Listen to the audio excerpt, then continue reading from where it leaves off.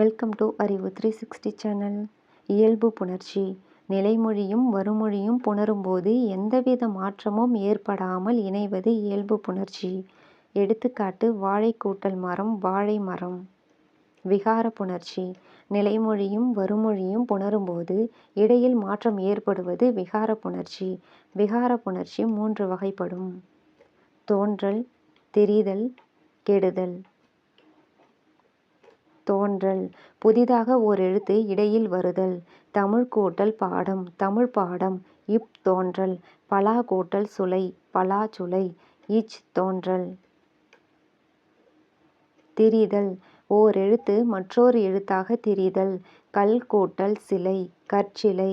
இல் இராக திரிதல். பொன் கூட்டல் குடம், பொற்குடம். இன் இராக திரிதல்.